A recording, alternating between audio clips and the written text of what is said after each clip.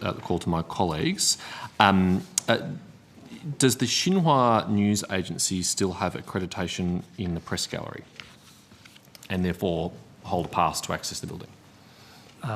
Good question, Senator. I have to take that on notice. I honestly don't know. Okay. No one else here who has knowledge of that, who could come to the table?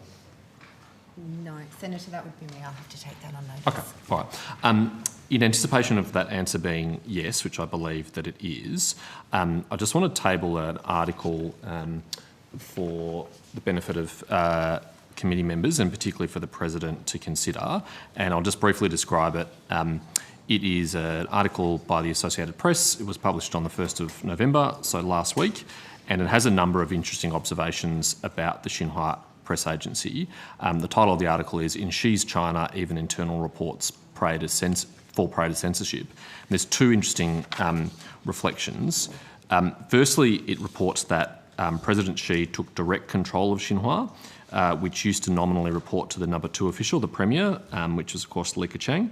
Under Xi, Xinhua at times began to ignore Premier Li Keqiang, whose frustrations boiled over an internal meeting, said Wu and a state media journalist with knowledge of the matter, speaking on condition of anonymity to discuss the sensitive subject. So we already knew that it was a Chinese government-controlled agency, but now we know that it reports direct to President Xi. And the second interesting observation is that this article describes a process by which the Xinhua News Agency has a dual purpose. One is that it files press reports like any other press agency, but the second is that it is a source of intelligence for the Chinese government. And I'll just read a few excerpts for your information. Quote, "But a few outlets, such as Xinhua and the state-controlled People's Daily, supply intelligence directly to China's rulers. Their confidential reports have toppled officials, changed policy and launched government campaigns against poverty and waste.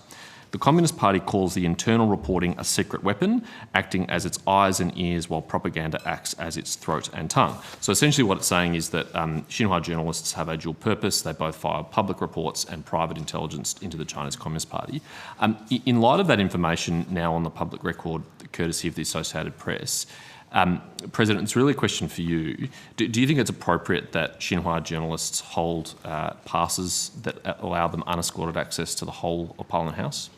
Senator Paterson, as you can appreciate, that's the first I've heard of this, and any decisions that we took would be a matter for myself and the Speaker, obviously in consultation with other people in the Parliament. So if you table that article, I'm happy to take it on notice and get back to you. Thank you. I'm grateful of that. I encourage you to read it and discuss it with the Speaker at your convenience, and to reflect on the risks posed to building occupants of having people who may be acting as agents for an authoritarian government in the building, particularly in light of there was one previous incident in the building a couple of years ago, which I asked your predecessor, Senator Ryan, about, where state media from China filmed other journalists in the Prime Minister's courtyard in a way that journalists described as being intimidating, and I certainly wouldn't want to see anything like that happen again in the building. Thank you. Thanks, Chair.